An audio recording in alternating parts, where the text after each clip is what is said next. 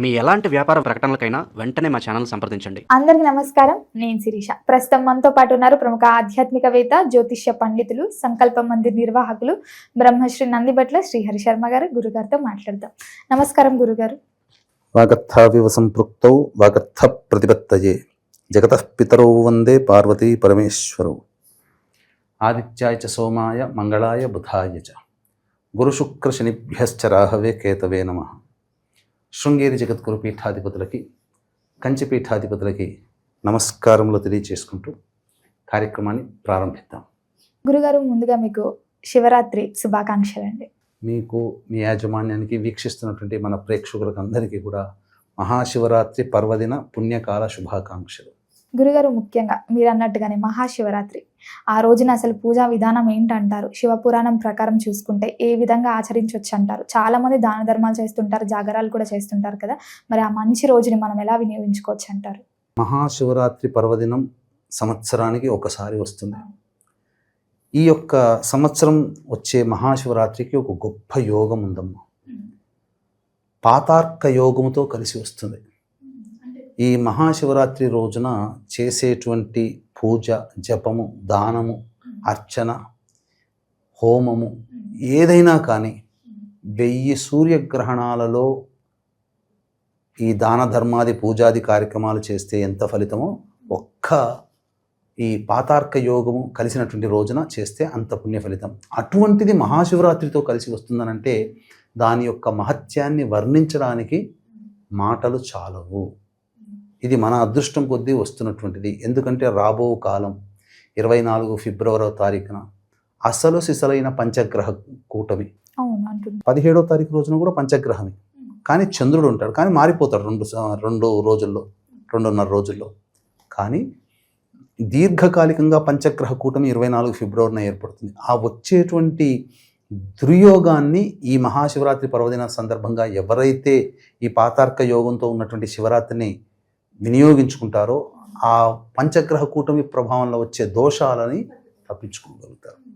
వీక్షించేటువంటి 9 max TV భక్తి సమాచారం ప్రేక్షకులకు ఈ వీడియో అతి ముఖ్యమైనదిగా భావించండి. ఎందుకనంటే ఇప్పుడు చెప్పబడేటువంటి ప్రతి మాట అక్షర సత్యము. శివపురాణాంతర్గతంగా మీరు శివరాత్రి సందర్భంగా పూజాది కార్యక్రమాలు చేస్తూ ఉంటారు, కానీ అసలు సిసలైన శివపురాణం ప్రకారము శివరాత్రి పూజా విధానాన్ని ఏ విధంగా చేయాలి, ఏ ఏ కాలాలలో ఎటువంటి ద్రవ్యాలతో అభిషేకము, ఏ నైవేద్యము, ఏ మంత్రాన్ని ఉపాసన చేయాలి అనేటువంటి సవివరమైన విషయాన్ని మీకు తెలియచేస్తాను. కాబట్టి కాస్త ఓపికగా చేసుకొని లైక్ చేసి పెట్టుకోండి ఈ వీడియోని. రాత్రి పడుకునే ముందు మీరు చక్కగా ఈ వీడియో వినండి.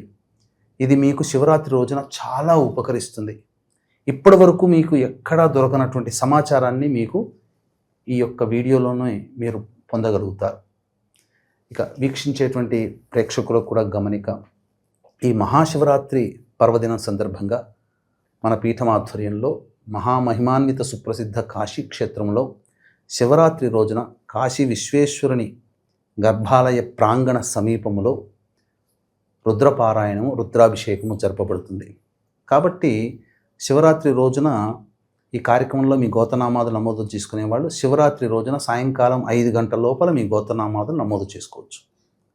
ఇక రెండవది, అక్టోబర్ 17వ తారీఖు రోజున పంచగ్రహ కూటమి, విదేశాలలో సూర్యగ్రహణ ప్రభావం ఏర్పడుతుంది కుంభరాశిలో. ఈ కారణం చేత వృషభ, మిథున, కర్కాటక, సింహ, వృశ్చిక, ధనుస్సు, వృశ్చిక, తుల, మకర, కుంభమీన రాశిలో జన్మించినటువంటి వారికి ఈ గ్రహణ దోష ప్రభావం ఉంటుంది.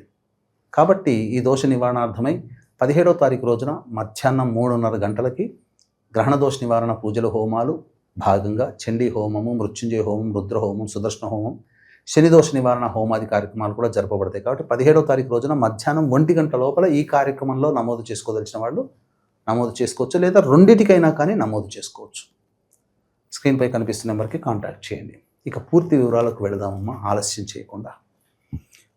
శివపురాణం ప్రకారము చెప్పబడినటువంటి విధానం ఏంటంటే, శివరాత్రి పర్వదినం సందర్భంగా ఎటువంటి నియమాలు పాటించడం, ముందు రోజు అయినటువంటి త్రయోదశి తిథి రోజున కాలకృత్యాదులు తీర్చుకొని శివాలయానికి చేరుకొని అక్కడ నవగ్రహాల చుట్టూ శివాయ నమః అంటూ 27 ప్రదక్షిణలు చేసి శివాలయానికి చేరుకొని ముందుగా గణపతికి నమస్కారం, కుమారస్వామికి నమస్కారం.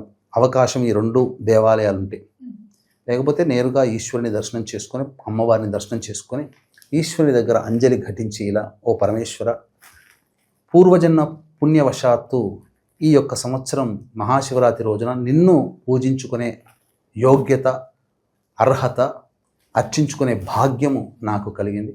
నాకు ఎటువంటి ఆటంకం లేకుండా నా యొక్క శరీరము అంతకు మించి నా మనస్సు నీయందే లగ్నం అవ్వాలి, ఈ రోజంతా నువ్వే నా మనస్సులో ఉండాలి అని ఆ పరమేశ్వరుని దగ్గర వినిపించి వచ్చేటప్పుడు నందీశ్వరుడు మనం చెప్పిన విషయము పరమేశ్వరుడు విన్నా వినకపోయినా నందీశ్వరునికి చెప్పాలి.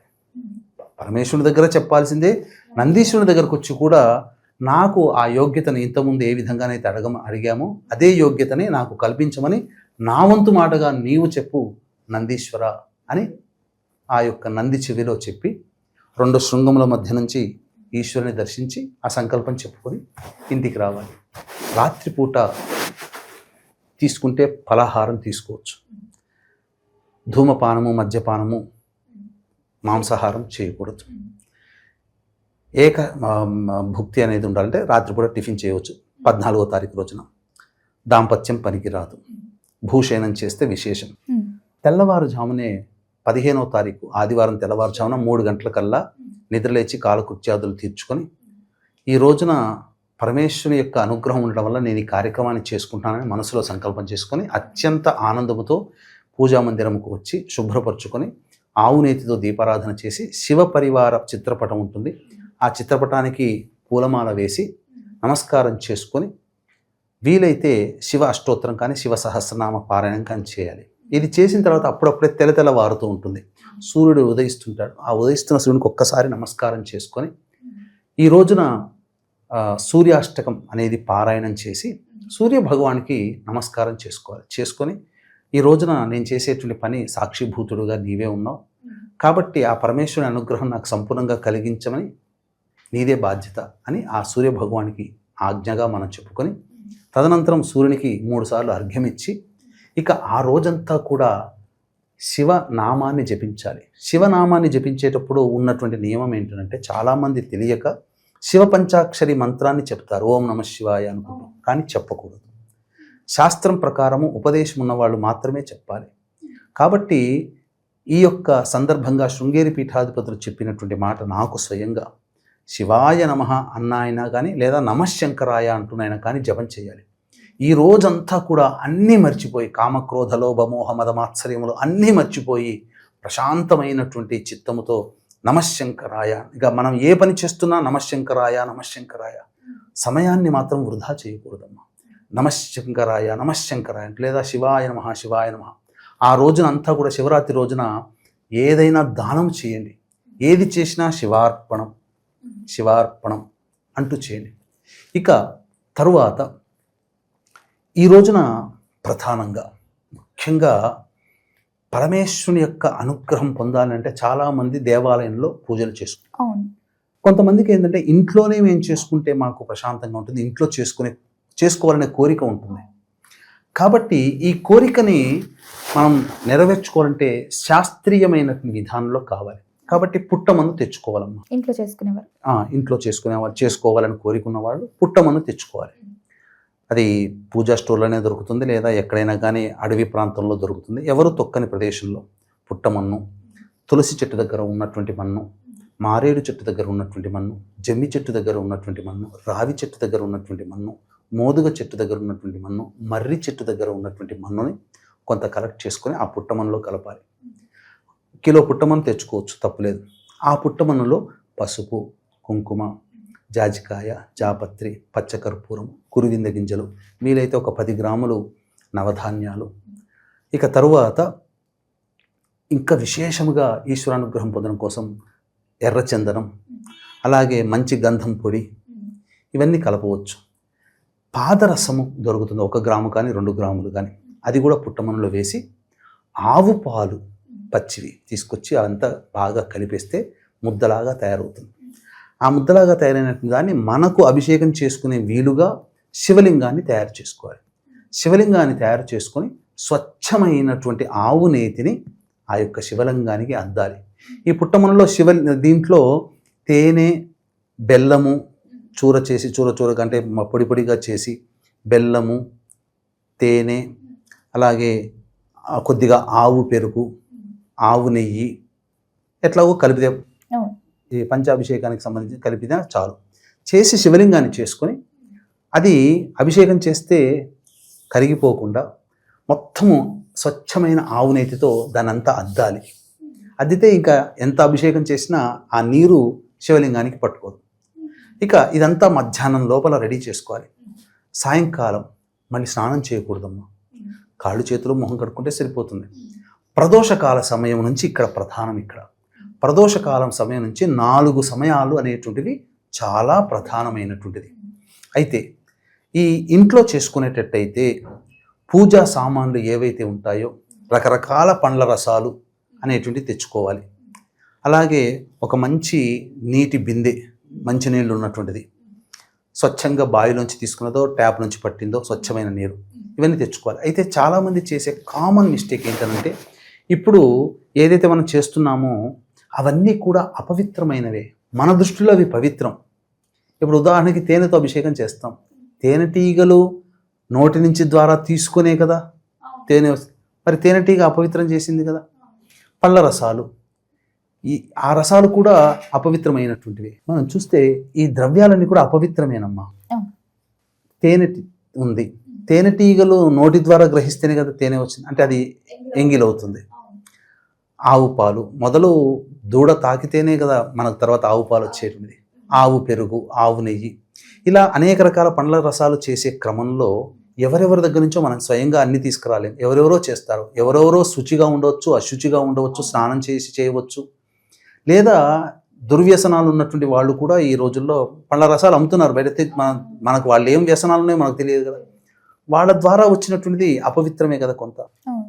ఈ యొక్క అభిషేకం చేసే నీరు కానీ ఈ ద్రవ్యాలు కానీ అపవిత్రమైన దాన్ని అమృతత్వం చేయాలి, పవిత్రత చేకూరాలి అంటే ఒక ముద్ర వాడాలి. దాన్నే గరుడ ముద్ర అని అంటారు. గరుడ ముద్ర ఎలా అంటే ఇప్పుడు మన 2 అరిచేతులు ఇలా తీసుకున్నాం కదమ్మా. తీసుకున్న తర్వాత ఇది ఎడమ చెయ్యి, ఇది కుడి చెయ్యి, ఇలా పెట్టేస్తే పక్షి ముక్కు, గరుడ ముద్ర. ఇలా గరుడ ముద్రని ఆ యొక్క మంచినీళ్ళ బిందెకి, పండ్ల రసాలు ఉన్నటువంటి గిన్నెలకి ఇలా గరుడ ముద్రని ఒక్కొక్క దాన్ని ఇలా చూపిస్తే అది పవిత్రత చేకూరుతుంది. తంత్రం అని అంటారు. అయ్యప్ప స్వామి పూజలు చేసేలో తంత్రమే, మంత్రాలు ఏమీ ఉండవు. తంత్రముతోనే, చేతుల ముద్రలతోనే చేసేస్తారు. ఇది కూడా అటువంటిది. అంటే ఈ పూజా వస్తువులన్నీ పవిత్రమవుతాయి. అంటే వాటిని తాకాల గురుగారు? తాకని అవసరం ఇలా చూపిస్తే చాలమ్మా. ఇలా ఇప్పుడు ఇది ఎడమ చెయ్యి, ఇది కుడి చెయ్యి, ఇలా తీసుకొని వచ్చి ఇలా కలిపేసిస్తే గరుడ ముద్ర చాలు. ఇలా చేసిన తర్వాత అప్పుడు అభిషేకం చేసుకోవాలి. అభిషేకం చేసేటప్పుడు బ్రాహ్మణుని, ఎవరైనా మంచి బ్రాహ్మణుని ఇంటికి పిలిపించుకునైనా అభిషేకం చేయవచ్చు. లేదు మనమైనా చేసుకోవాలనంటే నమశ్శంకరాయ నమశ్శంకరాయ అంటూ చేసుకోవచ్చు. ఇది అభిషేకం చేసేటువంటి విధానం. ఇక ఈ 4 సమయాలు అనేటువంటివి కూడా ఉన్నాయి కదా, అవన్నీ కూడా చెప్పుకోవాలి. ఈ అభిషేకం ఆ ద్రవ్యాలన్నిటితో కూడా ఈ అభిషేకం అనేటువంటిది చేసి మనం ధరించాలి. ఇక్కడ మీరు అడగండి ఏ సమయాల్లో చేయాలి. గురుగారు ముఖ్యంగా మరి శివరాత్రి రోజు ఆ శివుడికి చాలా ఇష్టమైంది అభిషేకం. సో ముఖ్యంగా ఏ జాములను ఎంచుకొని అభిషేకం చేస్తే మంచిది అంటారు? అభిషేక విషయానికి వచ్చేసరికి మహాశివరాత్రి రోజున షట్కాల పూజ 6 కాలాల్లో చేయమని ఉంది. ధర్మసింధు గ్రహ ప్రకారము 4 యామములలో చేయమని చెప్పబడి ఉంది. ఇది మహాశివరాత్రి రోజున ఎప్పుడు కూడా ప్రదోషకాల సమయం నుంచి ప్రారంభమవుతుందమ్మా. అంటే సాయంకాలం సూర్యాస్తమయం కంటే ముందు నుంచి ఈ యొక్క 4 యామములు, 4 సమయాలలో ఈ యొక్క సంబంధించినటువంటి శివాభిషేకం అనేటువంటిది చేసుకోవాలి. ఆ సమయానికి ఏ ద్రవ్యముతో అభిషేకం చెయ్యాలి, ఒక్కొక్క సమయంలో ఏ యొక్క నైవేద్యం పెట్టాలి, అలంకారం ఏ వస్తువులతో చేయాలి, ఆ సందర్భంగా ఏ మంత్రాన్ని జపం చెయ్యాలి, కనీసం 108 సార్లు తక్కువ కాకుండా అనేది మనకు శాస్త్రంలో ఉందమ్మా. తప్పకుండా అన్నీ వివరిద్దాం. వీక్షించేటువంటి ప్రేక్షకులకు కూడా ఈ యొక్క మహాశివరాత్రి పర్వదిన సందర్భంగా మహామహిమాన్విత సుప్రసిద్ధ కాశీ క్షేత్రంలో మీ సంకల్పం నెరవేరడం కోసం గర్భాలయ ప్రాంగణ సమీపంలో రుద్రపారాయణము, అలాగే రుద్రాభిషేకం జరిపించడం జరుగుతుంది. ఇది 15వ తారీఖు రోజున సాయంకాలం 5 గంటల లోపల మీ గోత్రనామాదులు నమోదు చేసుకోవచ్చు. 17వ తారీఖు రోజున పంచగ్రహ కూటమి, సూర్యగ్రహణ ప్రభావం, అమావాస్య ఉన్నటువంటి సందర్భంగా వృషభ, మిథున, కర్కాటక, సింహ, తుల, వృశ్చిక, మకర, కుంభమీన రాశుల్లో జన్మించిన వారికి గ్రహణ దోషం ఉంది కారణం చేత మధ్యాహ్నం 3:30 గంటలకి ఈ కార్యక్రమం ప్రారంభమవుతుంది. గ్రహణ దోష నివారణ పూజలు, హోమాలు, చండీ హోమము, మృత్యుంజయము, రుద్రము, సుదర్శనము, శని దోష నివారణ పూజలు, హోమాలు జరిపించి శక్తిపాతము చేసినటువంటి కరుంగలి మాల ఇవ్వడం జరుగుతుంది. ఈ యొక్క 17వ తారీఖు రోజున జరిగే కార్యక్రమంలో మధ్యాహ్నం 1 గంట లోపల మీరు గోత్రనామాలు నమోదు చేసుకోవచ్చు. అవకాశం ఉంటే 2 కార్యక్రమాల్లో కూడా మీరు నమోదు చేసుకోవచ్చు. స్క్రీన్పై కనిపిస్తున్న నెంబర్కి కాంటాక్ట్ చేసి పూర్తి వివరాలు తెలుసుకోవచ్చు. ఇక సమయాల విషయానికి వచ్చేసేసరికి అమ్మ, ప్రదోషకాల సమయం సాయంకాలం 6 గంటల 6 నిమిషాల నుంచి 9 గంటల 5 నిమిషాల మధ్య కాలంలో అభిషేకము ఆవు పాలతో చేయాలి. ఆవు పాలతో చేసిన తర్వాత అలంకారము గంధముతో అలంకరించి పచ్చని పూలతో, పసుపు పచ్చని పూలతో అర్చన చేయాలి శాస్త్రం. నైవేద్యముగా పెసరపప్పుతో చేసిన పెసర పొంగలి అంటారు కదా, ఆ పెసర పొంగలి నైవేద్యంగా పెట్టాలి. ఇక జపించాల్సినటువంటి మంత్రము ఓం హ్రీం ఈశానాయ నమః అనే నామాన్ని 108 సార్లు తక్కువ కాకుండా జపం చేయాలి. ఈ కాలానికి ఇది సరిపోతుంది. ఇక రెండవ కాలము 9 గంటల 30 నిమిషాల నుంచి మధ్యరాత్రి 12 గంటల వరకు. ఈ కాలములో ఆవు పెరుగుతో అభిషేకము చేసి అలంకారము విభూతితో అలంకారము చేసి జాజి పూలతో అర్చన చేయాలి. జాజి పూలు, మల్లెపూలు, ఇది సుగంధ ద్రవ్య పరిమళాన్ని ఇచ్చేటువంటిది, ఇది చేయాలి.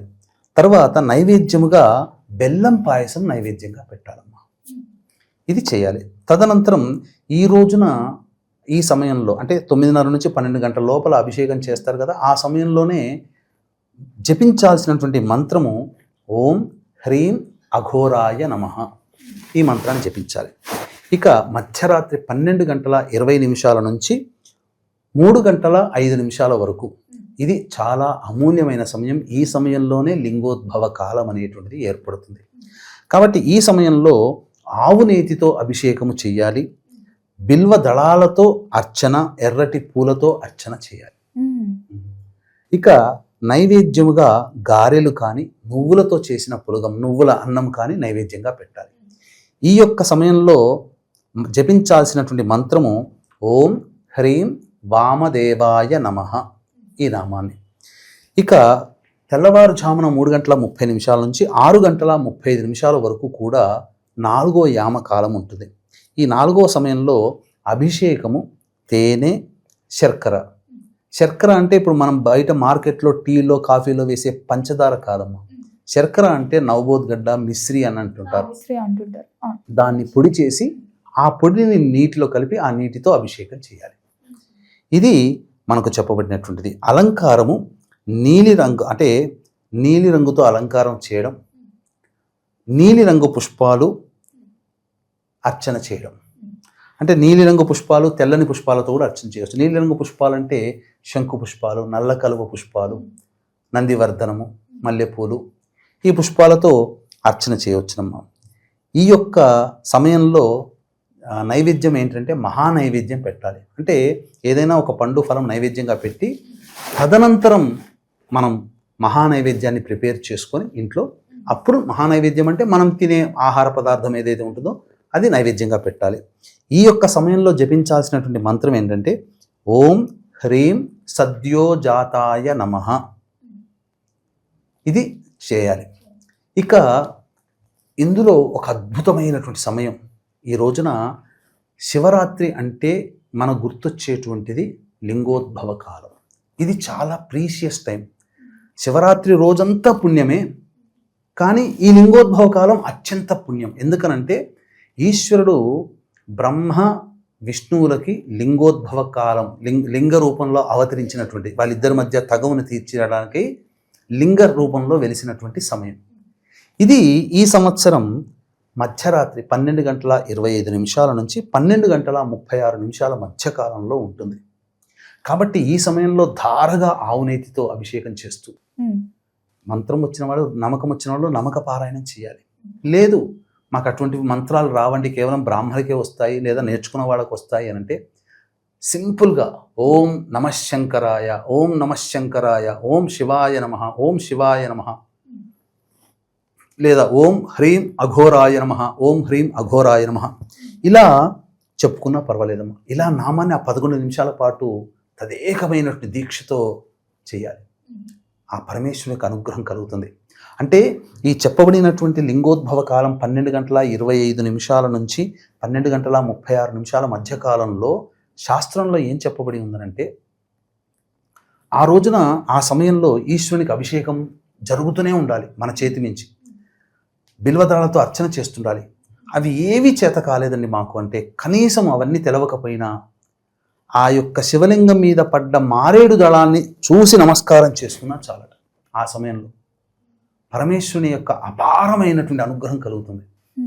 ఇక తరువాత ఈ 6 గంటల 30 నిమిషాలకు అభిషేకం అవుతుంది కదా, లేచి కాలకృత్యాదులన్నీ తీర్చుకొని చక్కగా ఆ రోజున మళ్ళీ ఆవునేతితో దీపారాధన చేసి మళ్ళీ శివలింగానికి శుద్ధమైన జలంతో మళ్ళీ గరుడ ముద్ర ఇలా పెట్టి మంచినీరున్న కుండకి ఇలా గరుడ ముద్ర పెట్టి అప్పుడు అభిషేకంగా ఆ నీటిని ఉపయోగించి ఇంట్లో వాళ్ళు ఎవరైనా కానీ, ఆడవాళ్ళు ఎలాగో పూజ చేసుకున్నారు, ఇంట్లో కుటుంబ సభ్యులు ఉంటారు కదా, చక్కగా మహానైవేద్యం ఇంట్లో చేసుకున్నటువంటి పిండి వంటలు కానీ, బెల్లం పాయసము ఇలా రకరకాలుగా గారెలు బూరెలు ఏమైనా చేస్తుంటారు కదా, అవన్నీ చేసి ఒక్కొక్క కొద్దిగా ఒక ప్లేట్లో పెట్టి ఆ స్వామికి నైవేద్యంగా చూపించి చాలు. తదనంతరం ఎవరికైనా అనాథలకు అన్నదానం చేయండి.